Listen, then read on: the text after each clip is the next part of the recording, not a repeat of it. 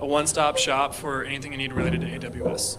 So we focus on partnering with AWS to provide services to startups at a subsidized cost. Often some of our services are free, so whether that's consulting with cost optimization, compliance, security, we can assist that with technical resources as well as different commercial levers to help make sure you're getting the most out of your cloud environment, and as well as improving your go-to-market with AWS if you have, let's say, like a B2B solution. So once again, our services subsidized or often free through AWS. If you have a startup or you work in a technical capacity, feel free to connect with us, and we'd like to meet with you as well. Awesome. Thanks, Robbie. And Robbie and Via brought the drinks, so round of applause for that. I want to introduce myself. My name is Isaac Fabian. I work with Rubico as a marketing specialist. At Rubico, we know that you as a founder, as a startup, you want to scale your startup. The problem with that is that a startup demands a lot from you.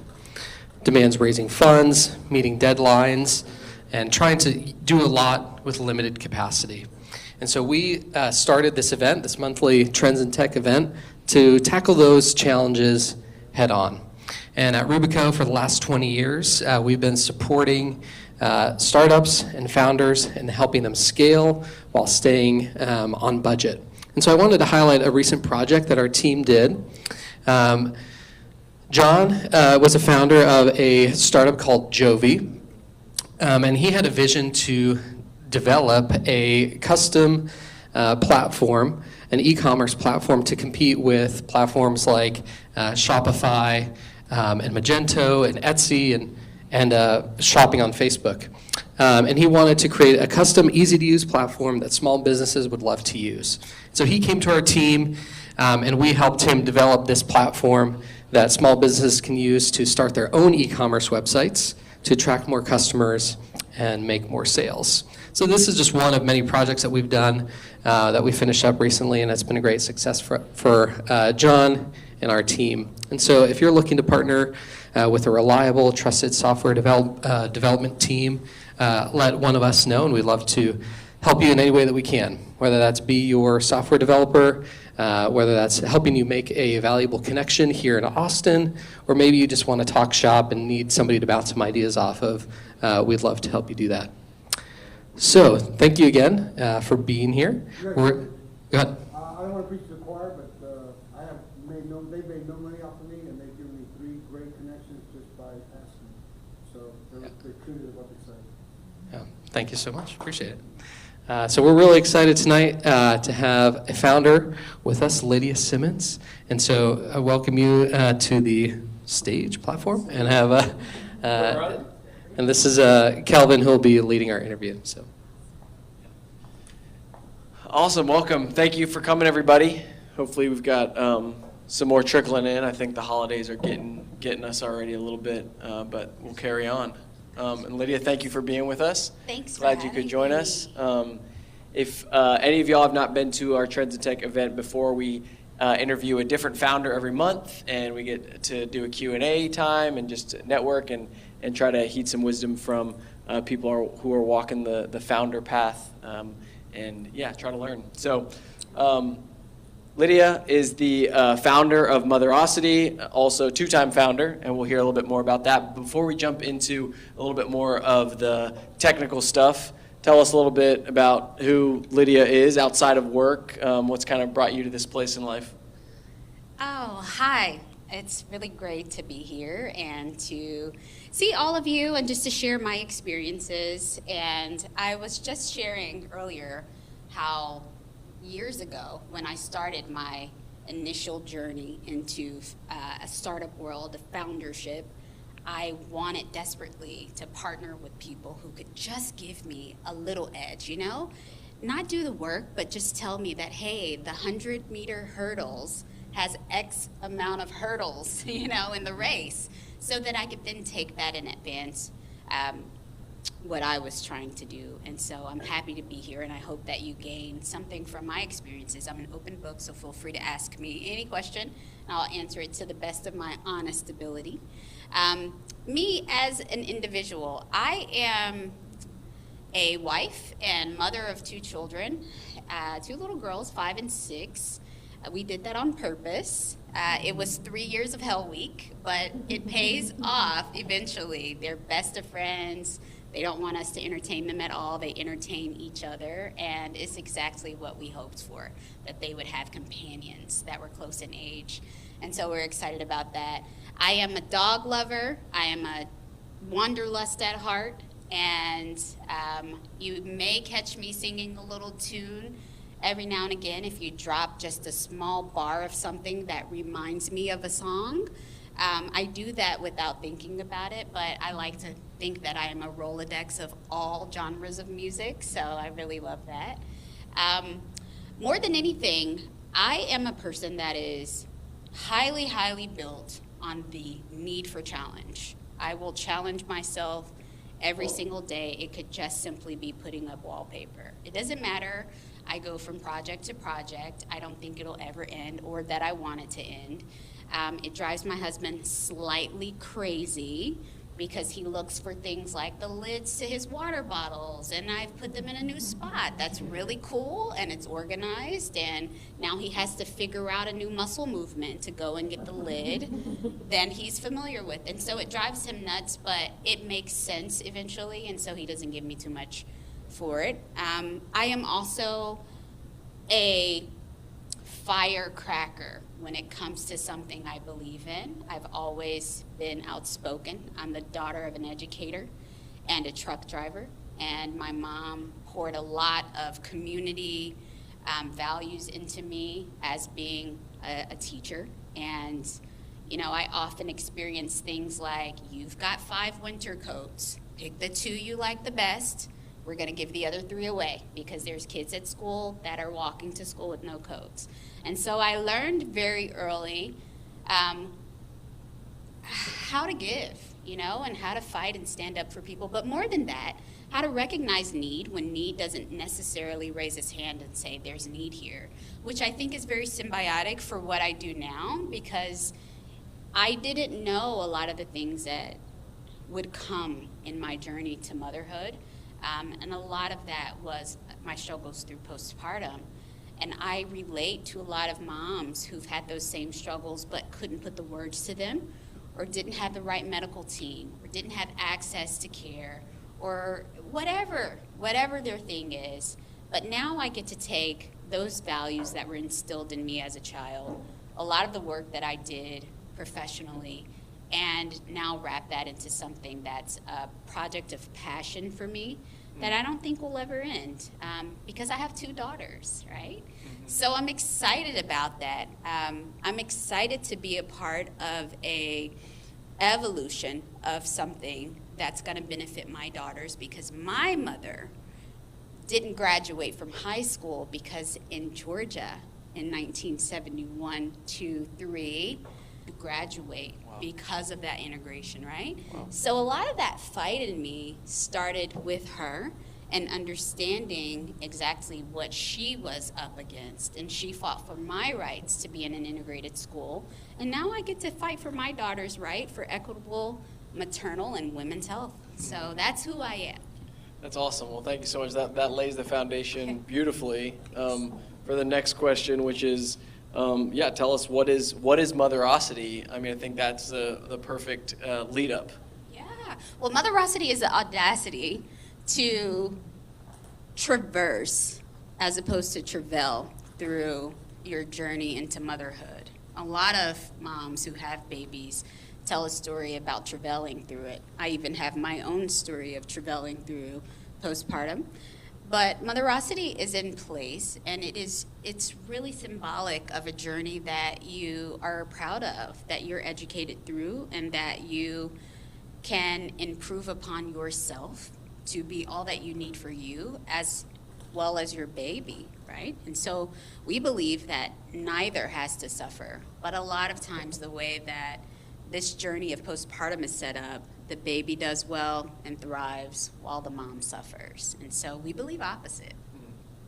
Can you give us a little bit more insight, a little more practically what the product is. Tell us about the platform, how it's implemented, how it solves the problems that you just spoke to. Yeah, absolutely. So to answer that, I have to tell you kind of where we came from. So my first startup was a CPG that created a line of postpartum recovery items. And so think of breastfeeding nutraceuticals that helps moms to replace minerals and lost nutrients into their diet. That's what we first created, and we went through all of the traditional stages to do that. We created that during season 1 of the Trump era, and we just blew up. We were having this conversation, a microdose of that earlier. The company blew up because of the things that have been levied for companies to thrive during that time. And we were able to scale that company very easily and quickly as a result. But COVID hit. And when COVID hit, we had really moved out into a lot of distributorship relationships across the world. And we had pallets of products sitting in port that could not be inbound because these companies, these countries did not know how COVID was getting into their countries. And so they were taking all precautions. We had a lot of things destroyed, and we lost a lot of money, right? And there was nothing that we could do about it. But on the other end of those distributorships, we had customers that were waiting for those products, who were reaching out to their distributors saying, well, what do we do now, right? How do we navigate this thing if we don't have these items? We had emails that were coming through that basically were pictures of items that people had in their homes saying, how do we make this vitamin that we were buying from you? Like, tell us what's in it. Tell us the formulation. We'll make it here at home. We had customers in places like the Philippines that couldn't leave out of their front door because they were being threatened with being completely ended, having their lives ended if they exited their front doors. Again, a lot of the countries just didn't know what this thing called COVID was. And during that time, we created a Klaviyo email campaign. So when you think of MVP, this was our MVP. We didn't know it at the time. We created a Klaviyo email campaign answering those questions that moms had. I mean, it was as simple as you can think. It was $175 a month for a subscription and the ability to email 20,000 customers at one time, no matter where they sat in the world, right? So when you think about ROI, for us, we weren't gaining anything from it. But what we quickly realized is what we all know, that we see an email every day, and we may love it, and so we star it, and then we never go back to it. And so we were spending a lot of time making a collection of things that we knew would help moms navigate postpartum, but we also knew that they weren't categorizing them in any way, and there was no collection there for them. So we started to think, well, how do we make this kind of a cloud version of itself, right? A Rolodex of sort, where people can just go and pull down a tab and find it. And, you know, that was cool for the time, but we're talking 2019, and that ideation developed into, well, this doesn't make sense unless it's an app, right? Because even in 2019, for some of the customers that we had, we could see that they likely were in desert areas for care. They also may or may not have access to the internet or strong internet. Some of our developers that were offshore were having power cycles, right? So now if you think about some of those Asian countries that do cycle power, and so they go down for X amount of hours a day, how do we make something that can still be opened, you still can look through it, you know, you can star and save things, and so that became the idea for the app. Today, Motherocity is an app that has AI technology embedded. We're about 30% AI. I know that's the big buzz, right? But I think people should tell how much AI is a part of what they're building so that you really understand what's there. That's a great idea. Yeah, you should let, mandatory. absolutely, right? Because everyone's like, oh, I have AI, but you don't know to what extent they have. Right. We're about 30% AI. We developed an app that tracks mom's health, starting with day one. As soon as you have a baby, you are considered postpartum, right? It doesn't matter if that baby is born vaginally or if you have a C-section and it's surgically removed. You are now postpartum immediately after the baby leaves your body. Immediately, your hormones shift and your body goes through a recalibration, or at least it tries to. But what happens really is that the brain flags a lot of errors and it doesn't quite know what happened to it. And so what our app helps you to do is navigate what every single day looks like and what you should be doing every single day, whether it's what you should be eating, how much you should be drinking, what your weight versus the amount of liquids you need in your diet should look like, what ailments could kind of occur during this time, right?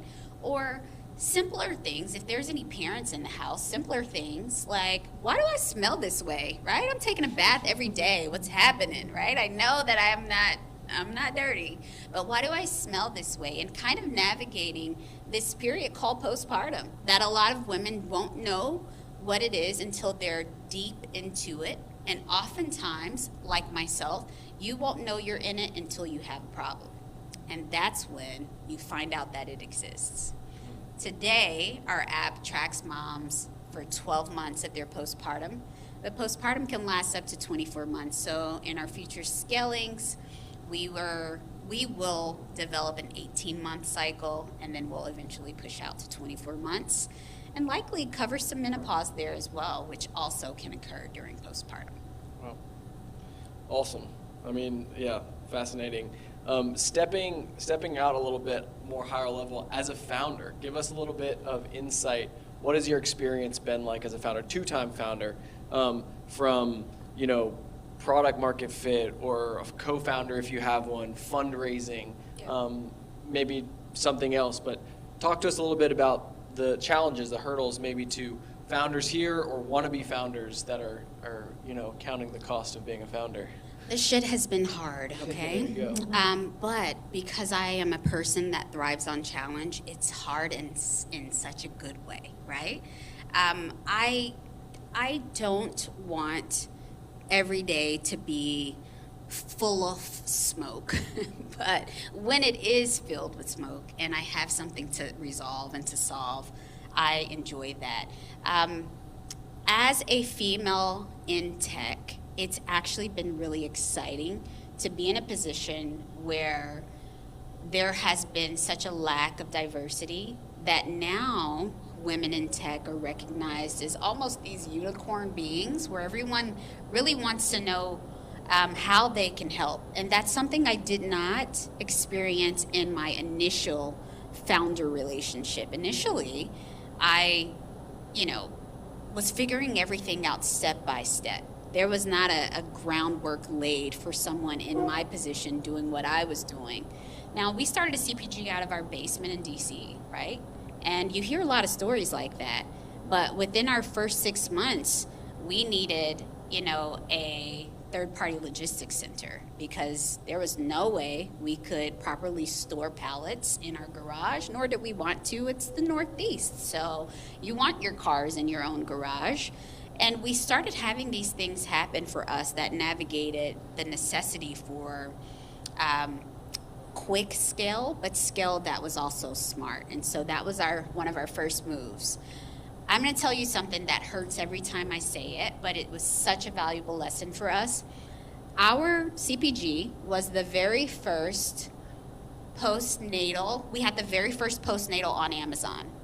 At the time, Amazon didn't even have its back end like you know it to be now with its ads, its full setup. That infrastructure didn't exist. In fact, Amazon was still calling its customers. I'd get a call and they'd say, hey, how much money do you want to put on your marketing campaign this month? And I would say, I don't know, how much should I put? And they'd say, $20, And we sold a few units there, but ultimately we pulled our product from Amazon because we didn't understand the value yet. Again, this is where mentorship and partnership really comes in to highlight and oversight on your behalf. We didn't understand ranking. We didn't understand that being the only person or company at the time selling a product that we were selling was very monumental. We took that product off. A few years later, we decided to put the product back. We had 19 competitors selling a product named exactly as ours was, and with audiences that needed that product, right? So, a story to you. So that's one of the learning curves that happens as a founder when you don't have the support, right? Into our tech life, it's much different. We knew coming out of the gate we wanted partnerships, and we sought them out. To this day, I am so thirsty for any amount of value that anyone can pour into me, because I understand what the void of it is and what it means for your company. So I'm always more than willing to sit down for a few minutes and listen to what you have to say. I'm always polling and researching, and what does the customer say? I understand now how much the customer builds the company and how valuable the research within your customer pool is. These are things you don't understand unless you've been through a business course, but even then, it's theory. It's not practice, right? It's no different than any other specialty, a doctor, an attorney. It's theory until you're practicing it, right? So we understand today what those partnerships look like, the value of them, and it has strengthened our ability to journey through being a founder very easily, with still hurdles, but with a truer understanding of what it takes to really thrive. And I would say that second time around almost feels wrong sometimes, right? Because we learned so much in the beginning, we easily say no to things now, right? We don't spend time where we know time is not valuable. We don't take meetings when we know that that doesn't value us. It's not personal, it's business. But where there is value, we're constantly thirsty for it and very open to that and open to the partnerships that we gain. You ask about fundraising. We currently are fundraising for the very first time. Our CPG, we bootstrapped for its entire life. We've never taken on an investor. We didn't need to. We have a really sick joke that we that we say around Moo, which is our CPG, and we say that we're Trump's sugar babies. And what that means is that we grew a company during the Trump era, and we were able to absorb all of the trickle down that had been offset for commerce, right, for the economy.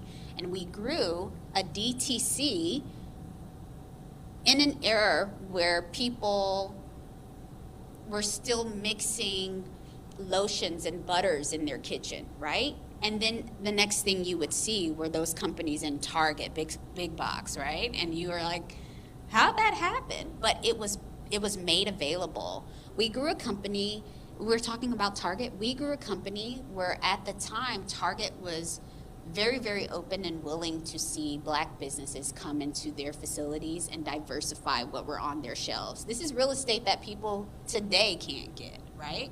And so it has really promoted how we have grown our app and the things that we need and don't need. And so we've been lean in our movements, we've been lean in our hiring, but we've been very smart about it because we learned. We also learned that we didn't need $200,000 worth of marketing, right? These are things that you learn, and you learn either harshly or you learn and it works out very well for you, right? Yeah. Amazing advice. Yeah, well, I'm going to, I've got about 2 more questions, but then I'll open it up. So if there's more questions that come to mind from the wisdom that's being shared right now, just get those questions ready. But before we get to that, tell us a little bit about competition. I'd love to hear, what is Motherocity doing that no one else is doing, and what are you seeing come about in the marketplace? Yeah, I love this question because Motherocity is actually built by a real woman, right? Now, let's use some contrast here because I want to really help you understand why that's important. Let's think about some of the biggest female apps that are out there. One in particularly is the Flow app. It's built by men, and if you use the app, what you've seen over the years, it's not just tracking period and ovulation, but it's become an app about sex, not sexual health, right? And so you hear a lot of people in my industry using that in contrast if you are part of these conversations, because there is an importance for women's health to have women at the table making decisions on what we need. And so when we talk about Motherocity, the first thing that everyone should know is it's built by not only a woman, but a mom. I have real kids, and they act up. And so I think it's really important to understand that there's someone at the head that is not only a woman, has not only had kids, but I had a really hard time. And I can very well and concisely tell you what that time was and what the problems that I faced were and what the outcomes and what today's resolutions would look like. And so that's one thing that the app has that a lot of women's health does not have. We still have a lot of men that's kind of pushing the guidance on women's health, which is kind of funky, right? And it's definitely not going to advance what we need in the speed that we need it. Now, we do need men. My husband was a big part of my postpartum journey, and he actually has helped us to tailor our app in a lot of ways to dads in the room, right? Because dads are not absent of the journey. I know that you have a baby at home. Dads are a big part of postpartum, and they should be recognized. And so it's important to us that the dads have a place as well to be a part of this journey. And so that's something that differentiates us in the market. We also have a really strong partnership with IBM that we vetted very heavily, because one of the advances for us is that we led with a CPG. So we had 50,000 customers prior to ever having an app that gave us 7 years of data. And so we knew how moms were ordering certain things. We knew where their pain points were. We knew what time of the day and night that they were triggering orders, right? Which tells you a lot about the behavior of your customer. We knew these things were important, and so we wanted to create a product that spoke to the people that were in the most need, right? And so we had to prioritize those things. So Motherocity is constantly evolving, but it's evolving with the thought of all of the 50,000 customers that preceded the life of Motherocity and what we learned from them. And now we have a great population of users that are also teaching us new things. They're also telling us that the app doesn't need some of the things that it has, right? They're also telling us that the app doesn't have things that it needs. And these things are so important. And I think that where we are today is in a place where we can hear from the customers, because you think about ideation, then you think about MVPs, and now you have your product, and your product is at market. Sometimes in the mix of that, what gets lost is the customer, right? Because you're thinking, how do I make it pretty? How do I make it functional? How do I attract people to it, right? So you're not so much thinking about the user yet. But then once you push it, and the user's on the app, and the user's emailing and saying, this isn't happening for me, or how do I use this, or how do I navigate this? Now you get to change gears, and you get to really personalize those things. So that's who we are. We are about the opportunity of the mom and the parents to progress as they journey through postpartum. And so what I love about that is it's a soft place, right? It's a place written in pencil.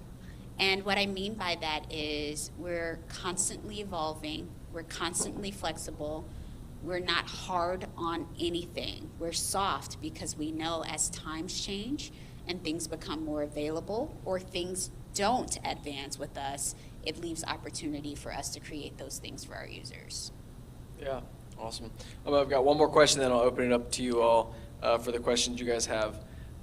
What's next? What's next for you? What's next for Motherocity? Yeah, Motherocity's fundraising. You asked me a question about fundraising. Fundraising is a whole nother beast, but I like it. I mean, here's this cycle of challenge again, right? I like it because it kind of falls into some of the things that we fear and going just straight into them, head first, and accomplishing them and realizing that you can do it, and successfully coming out on the other side. And that's where we are. We're fundraising. We have a seed round that's open right now, and it's going to be our most expensive raise ever, and we're so excited about it because those partners that I told you about in the beginning, that's where we bring on even more incredible people that have ideas and understandings and access that we haven't had before. And so we scale even more in this season of Motherocity.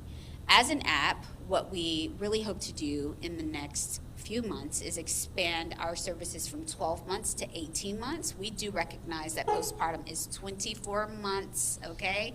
Moms and dads, future moms and future dads in the room, your job likely is going to give you 6 weeks of maternity or paternity leave. Know that that is not the marker for postpartum, okay? The body typically needs 24 months to fully heal. And if you're listening to your OBGYN, your doula, or your midwife, they'll even advise you to not get pregnant for 18 months after you give birth. Now, I didn't listen to that. 5 months after giving birth, I was pregnant again. But that was my journey, and partially, likely, some of the reasons why I struggled in my second postpartum, but we're not talking about me. We are. Listen, it is so important to understand that as you journey through this postpartum cycle, the time that it takes, and to be abreast of those things before you even go into family planning, because there is a necessary thing. I would not go and get a knee replacement without knowing what the recovery looked like. It just wouldn't happen. But let me tell you, that a knee replacement requires more downtime than a C-section requires in writing, right? A knee replacement within 8 weeks, maybe 6 to 8, you're ambulatory, you're walking around again. Likely, some knee surgeries want you up and out of the bed immediately, moving that joint around, right? In postpartum, you have a baby, and you may think you're going in for vaginal delivery and end up with a C-section. Immediately, they have you out of the bed walking around. You're not ready for that, right? So, again, think of the knee surgery and how much you'll prepare yourself for that when you're going into postpartum, and then think about what the recovery should look like. So, for us, what's next is making sure that what we're extending to our user matches what that recovery looks like, right? So we're gonna move out from 12 months to 18 very shortly here. We're already starting to develop and design for that. And from there, we'll go from 18 months to 24. And yeah, we've got a lot of ideas there. And more than anything, we're interested in the continual build of our community features, because it's so important, guys. The mental health aspect of this recovery is so important. Knowing that you have someone, knowing that you can reach people, having people to talk to at 4 a.m. when you're breastfeeding in a dark room by yourself is so important, right? And so we just want to continue to make sure that we are building upon that understanding. And I would say that's what's next for us. Yeah, awesome. Well, thank you. Thank you for sharing your wisdom. What questions do we have from a founder perspective, or anything specifically about the product, anything? Now's your time. Come on, guys. I could talk a lot, but did I answer all your questions? Yeah. So, first question around product. Yeah. So, two things I'm interested in. You mentioned like feedback from customers. Yep. How does that look like? And also, my understanding of the product offering, it does operate as a support mechanism, and given the fact that every single human is built differently, Yes. how do you go about like baselines to maybe recommendation based on the need? How do Yeah. you maybe starting with feedback loop, and how do you establish some of the baselines to make Okay. recommendations? So feedback is open across the board for us. We have a full operating social source. So social media is not just a place to talk about what's on LinkedIn or what's on Instagram. We have parents constantly reaching out there, and we have people that are supporting them that way. Within the app, moms are able to, parents across the board or their supporters are able to reach directly to us. They're able to connect with other parents. So if there's questions within their community of things, they're able to answer those questions or ask and answer those questions. They're able to reach out to us through forms. So we're constantly popping up like, hey, like, how's it going? What's your, the general technical way of reaching back. And then we still operate Klaviyo campaigns because we still want to have presence there on that email side.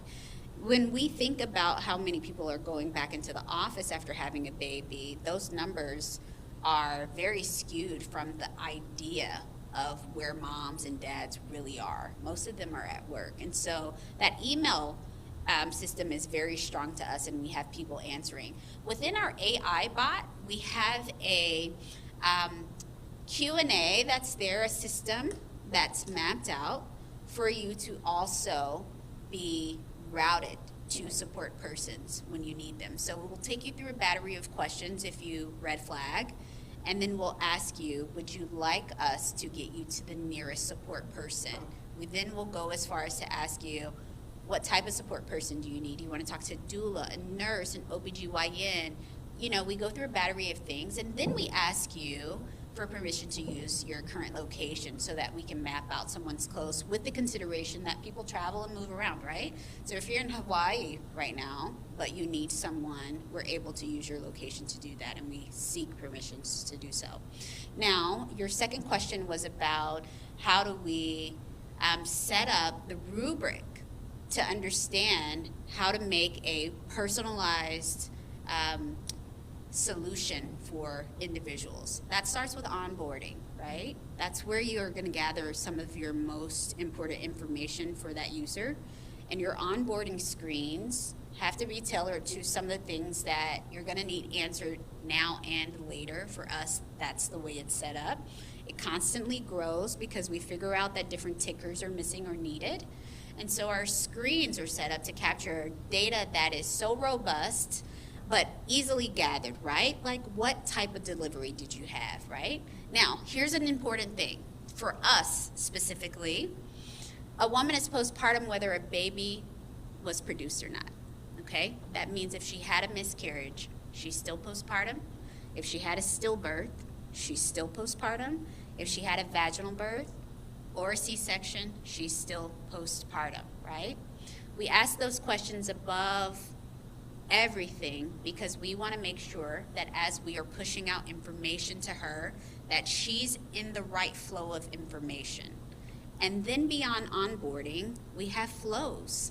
So depending on what you tell us, you're going to be a part of a flow that's generic, but it's generic to what you've told us, right? And we're constantly going back and asking you, where are you now? Because we recognize that things may change, and so you may need another exhibit or appendix of that flow added to your experience, right? So that's what it looks like on the map side, right? Some of the technical stuff. Yeah, you're welcome. What other questions do we have? Question. Yay. Yay.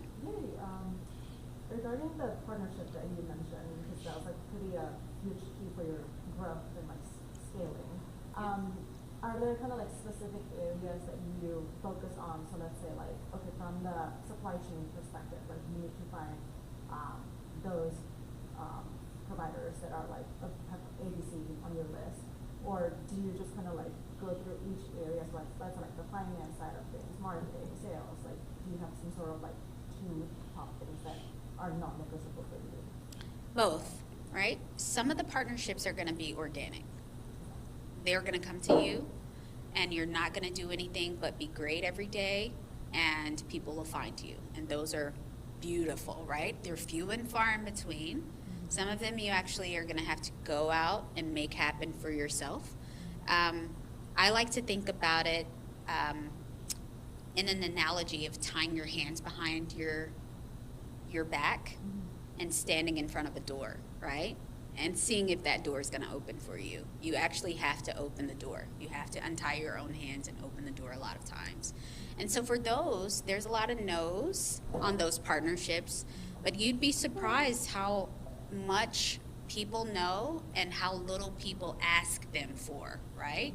And so they're just bleeding with information that they want to give, and no one asks them. And so those have been some of our most favorable partnerships. Some of them are strategic though. So you ask about how do we align? Some of them have been very strategic. We know exactly what we need here, and we may have an idea of who we want, But sometimes you go to that person you think you want and they hear out what it is you have. And if they're really, really good and kind, they'll tell you, I'm not the right person, but I'm going to put you in touch with who you actually need. You think I'm that person, but who you actually need is this person. And then that gets you over to the right thing. And so I would tell you that closed mouths don't get fed. You gotta say hi. You know what I mean? You gotta say hi, and you gotta introduce yourself, and you gotta ask questions, and tell people who you are, and be the same person everywhere you go, so that you don't have to manage who you were in the last meeting, right? I'm the same girl every time you see me, no matter what my audience looks like, and that gives a clear picture of who that person is getting in bed with, you know, bad analogy, but we're talking about motherhood, right? It gives a clear picture of what the partnership looks like because they know who they're getting. Yeah? Question? Yeah, you had mentioned earlier that you got a lot of feedback from your husband, and it's obviously a partnership that you in there with, in regards to raising a child. I'm curious as far as like what information he's like provided to you that was useful for you to kind of add to the app.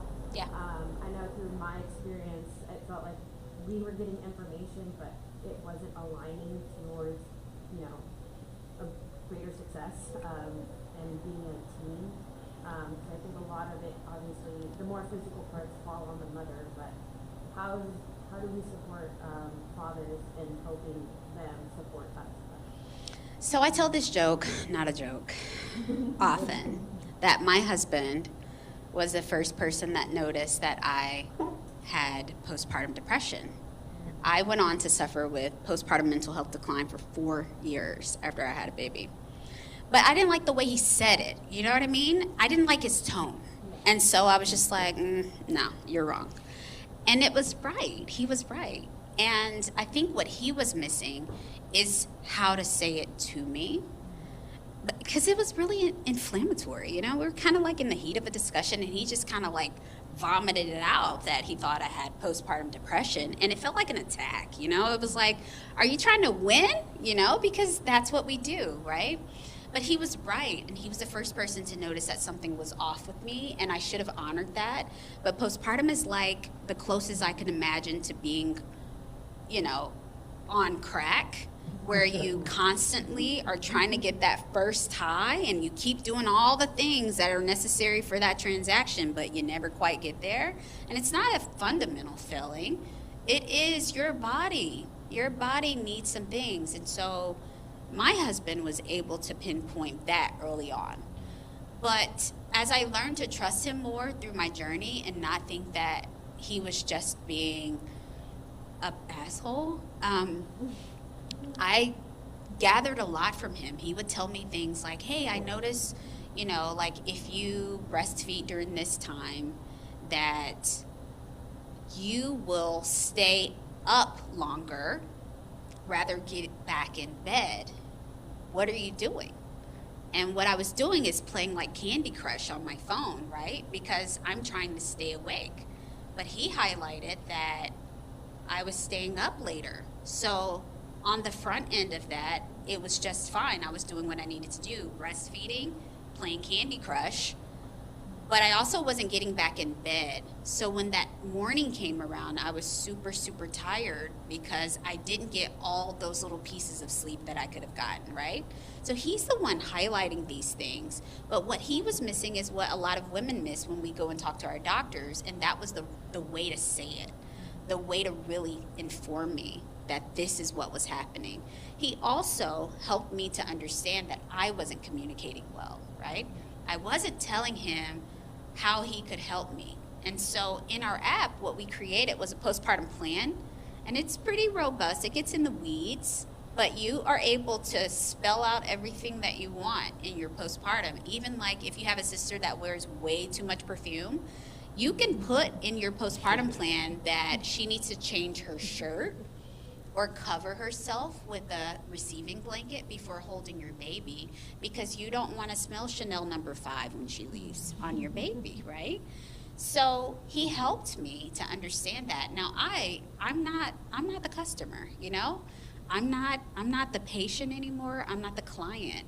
And so at some point when you're building, you have to step out of that. Initially, you may be the source of the experiential data, but eventually you have to realize that no longer is your role. And so he was able to provide insight into a lot of things that were happening with me, but ultimately the customers drive the ship.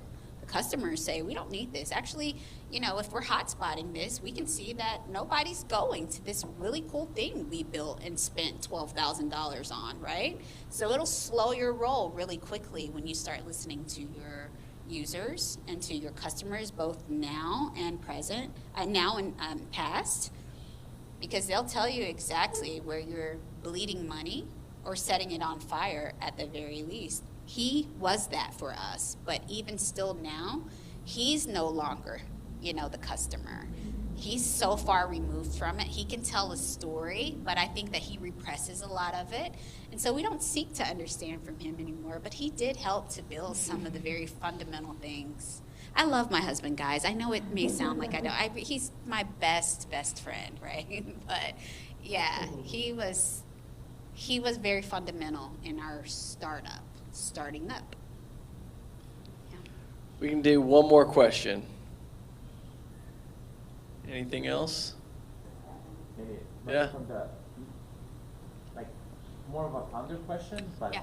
I really like how you ended this last how you answered the last question very end, how important it is to be open and raw if need be in like maybe articulating the need. So Yeah. how do you, so maybe two questions, two mini questions. One, like how do you encourage others to share with you, either through mentorship or also customers to really open up and not hold things back? I just tell my story, right? I'm really open about it, even the gory stuff. I will spare you tonight, right? But I'm very, very transparent about the things that are not usually said out loud, because it gives a place for people to feel comfortable in that, right? I mean, uterus is not a bad word, right? But during the cycle of just being a patient and having a doctor relationship with that, you're kind of taught that certain things are not apropos, that certain things are taboo, and certain things shouldn't be spoken about. What I love is that over the last 2 years, social media has created a place for moms to actually speak out and say things. And I've seen just an uprising in that. Now, back in 2018, when all of this started, that didn't exist. Not at all. People weren't talking about it at all. I mean, people were just soaking up everything that we were putting out because it was barren land there, right? Today, that's not it. Today, you're able to almost Google anything you need and get factual, some experiential information, but the experiential is important, right? So I encourage by being open myself, and then within the app, you know, we're just blatant. It's what it is. This is a real body part, right? This is a underarm, and yes, that's breast milk coming out of it. Why? Why is breast milk coming from under my arm? And having the real conversation and trying to share imagery to match what the conversation is, right? Because we're thinking, again, theory versus practice. And sometimes absence of practice needs to be met with visuality. And so that's where imagery comes in, and you're able to share that this is what this looks like in the event it happens to you. And that's how we do it. Yeah.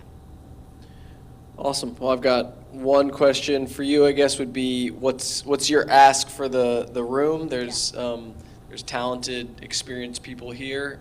Is there connections, services, talent, any ask that you would have? Yeah, so my biggest ask for you is to consider the women that are around you that are either pregnant, have had a baby, or planning to have a baby. And there are multiple areas of support for them, but they need to find one, right?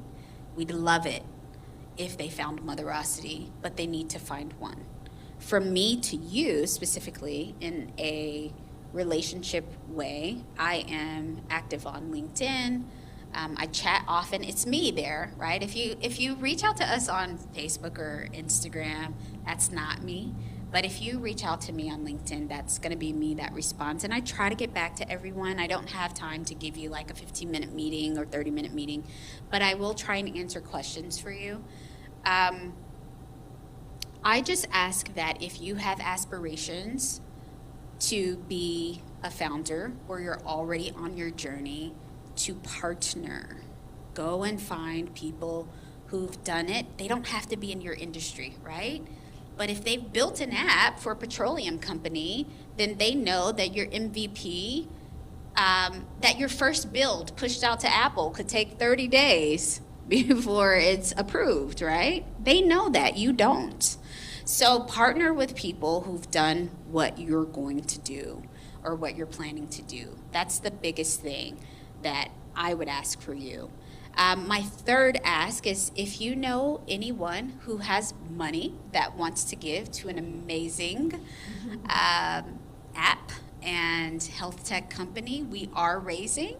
There are no real good deals being made, but I love the friendships that come prior to deals being made, and I'm very open and really looking forward to making friends and getting to know people and having them to join us in a very fundamental way to see this thing all the way through. So those are my asks. Awesome. Yeah. Well, thank you so much, Lydia, for being with us tonight. Let's get a round of applause for our guest. And I'll hand it over to Isaac. Thanks, everyone, for coming out. Thank you, Lydia. We've asked Lydia a bunch of questions, but I have one question for the audience. What was the most useful thing that you learned from this conversation tonight? Really put them on the spot. Yeah. Any big key takeaways, useful things that you're going to take from this? Yeah. Go ahead. I think your story is so powerful when it comes to building a product because, yeah, like when you mentioned about like lowest founded environment, like I had no idea. That was just a shocking thing to me. And I've just heard about like those stories a lot lately. It's like, oh, my background is in HR. It's like, oh, like this HR like IS software like founded by, I don't know, like IT guy. And it's like, wait, what? Like it doesn't, there's no like added value. So the fact that, yeah, like when you're building a product and it stems from your own experience and story, that's just really like That's great. meaningful. Thanks for sharing that. Yeah, in the back. Yeah, I could say, understanding my wife better. Thanks for sharing, because very often those topics are very often very personal and people don't speak about them. So, just for example, we had a miscarriage last year, and what I do realize now that apparently she was in this period for 12 months, and sometimes she acted, according to me, in a weird way, but apparently it was a natural way. So also for most men, being much more, I'm going to speak on a personal level, being more aware and cognizant, and just, so I was just looking at your product, and I just shared it with friends, that I think that's something that would be very useful. So not more on the startup journey, which I think was very inspiring, and thanks for sharing, but even on a personal matter, because I believe the topic is very important for many people that have no clue how to deal with this process and stage in life. So thank you very much. Thanks for sharing that. Yeah. I just appreciate something you shared. I think it's so important. And you talk about you're the same person, you know, that you're in one meeting where you may be outside. And I think that is so important just to be authentic, especially in this day and age. So that's it's really good. Something you said is really profound and hopefully super important, I believe. So thanks for sharing that. Any last minute thoughts? Okay. Yeah, when you said that, you know,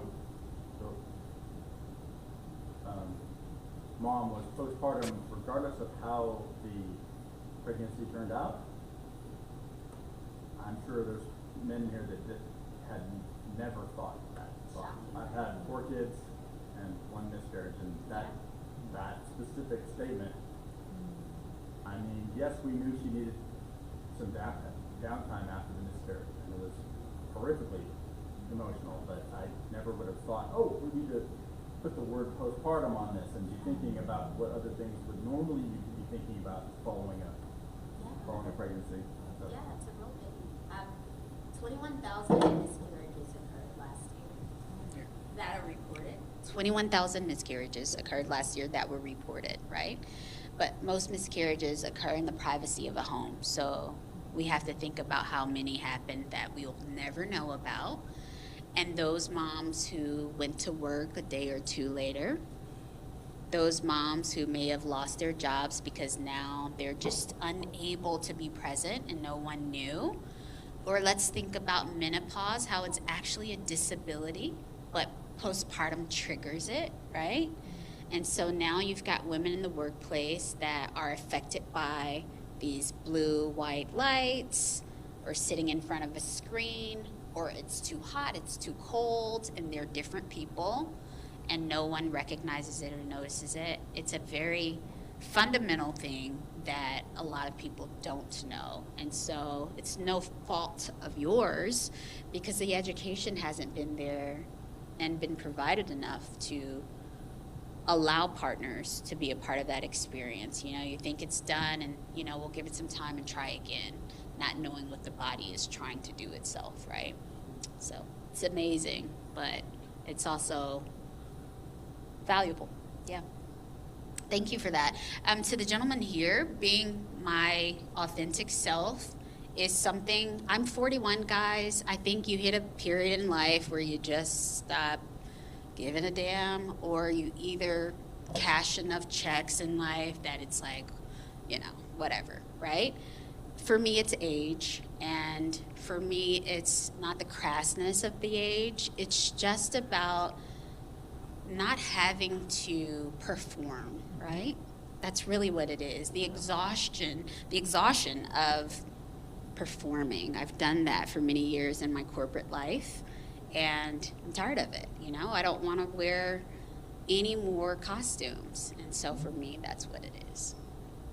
If you can retire from performing, prior to me retiring, I was 34 when I retired, and that was the day I decided to not perform anymore. If you can retire earlier than that, it'll make your life a lot better. But I do understand that we work to provide and to survive, so. Yeah. What I really like you just said, that kind of like ties into what the one was mentioned earlier. Like we can perform every day without being performative. Yes. And what I like, what you said, like, it's I've seen like tech as being a negative disruptor in communication between people, especially in society. Sometimes they're already isolated. I'm a third culture kid, so I've lived in different places, so kind of relate to different like contexts and stuff like that.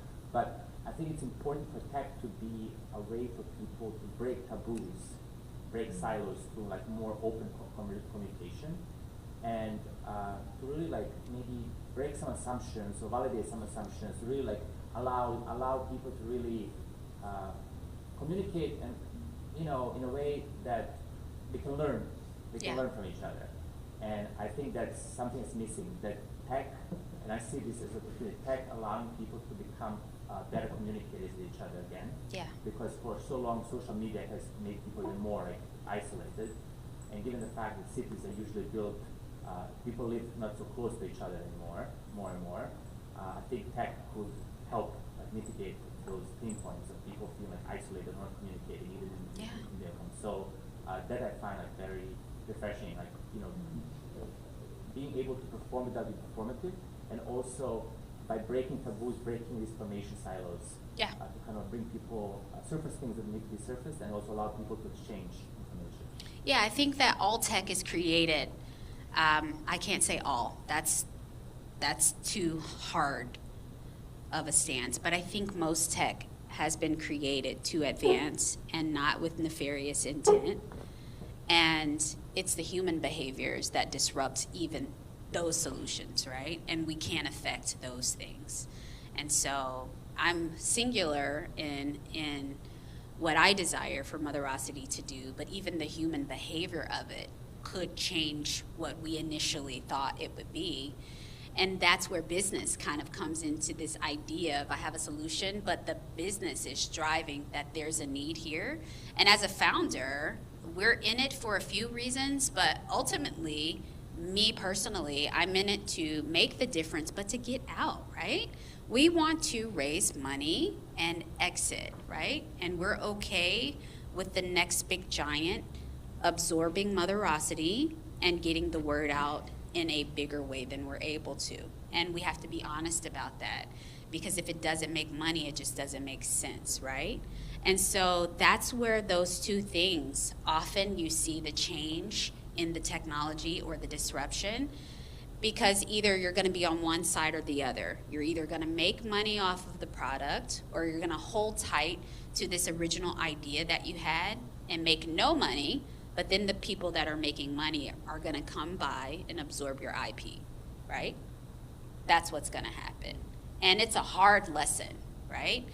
But it's a real one. And I think when you are in business, we have to remember what business is.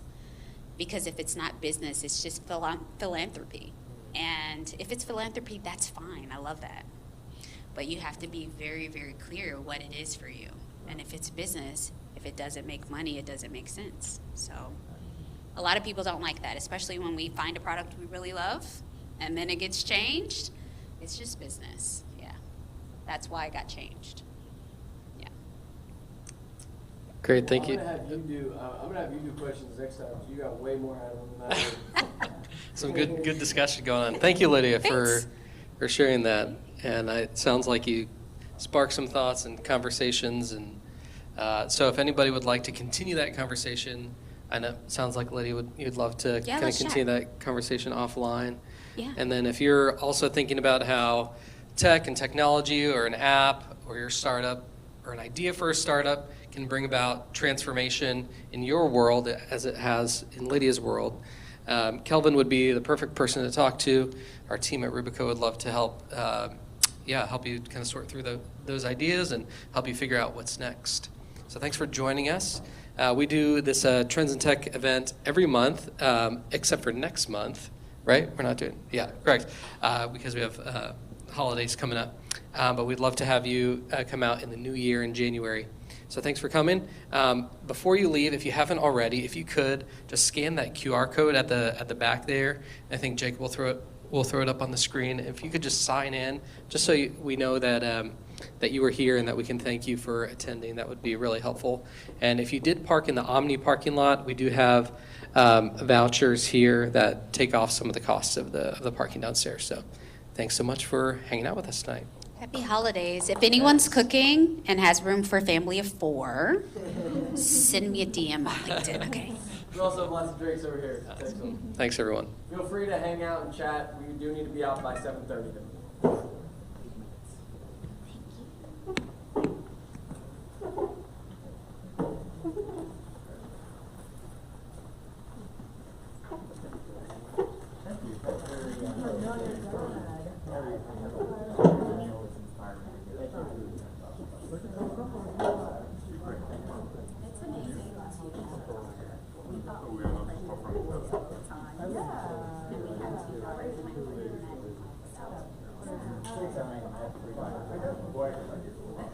Yeah, I can imagine it. He's a lot to feed. I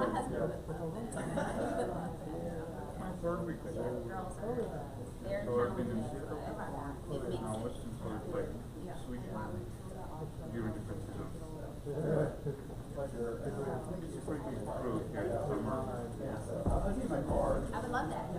Are you a part of the Actually, I'm with this company. Oh, awesome. Wait, I saw Really? yes, in my follows. You're at the top of the list. That's why I know. Yeah.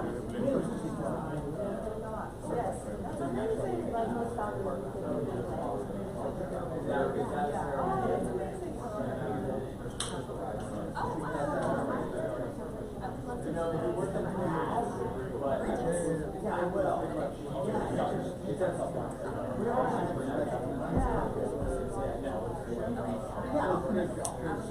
Yes, I would love that. That's amazing. Yeah. Thanks.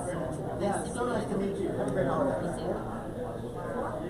4 kids. I mean, 4 kids. I have a 6'6" husband, so he might count as 2. So you get, is that the sum that you get? So I know how much that is. My husband owns a full building. Attached to Yes, yes, yes. Yeah, he does too. He does too. He just burns it. Even in the city, burns it. Yeah, I'm so jealous. Thank you.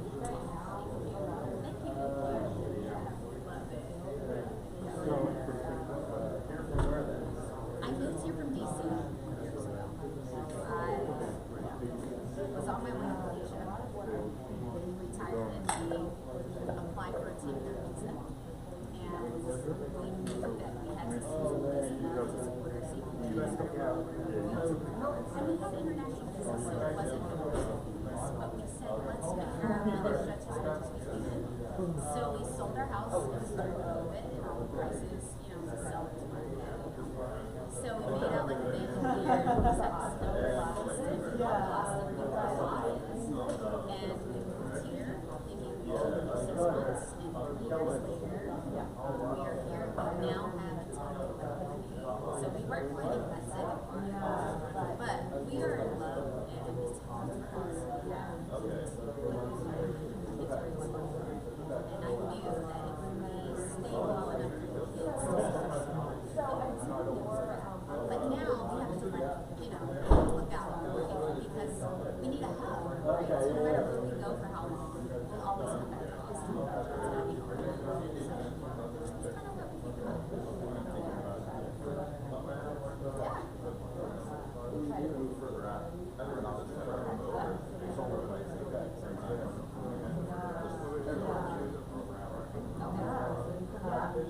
In Texas? Okay. That's how we feel.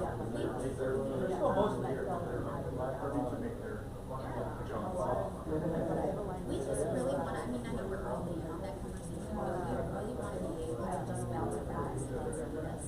That's a part of our retirement in our age that we will probably think about all the time. Like, hey, like when this one is in the Olympics, we got to be Paris. Let's go. Yeah. When this one has a baby, it's not a problem to go and get it for 2 years and they'll take care of it. In a place, we want that life.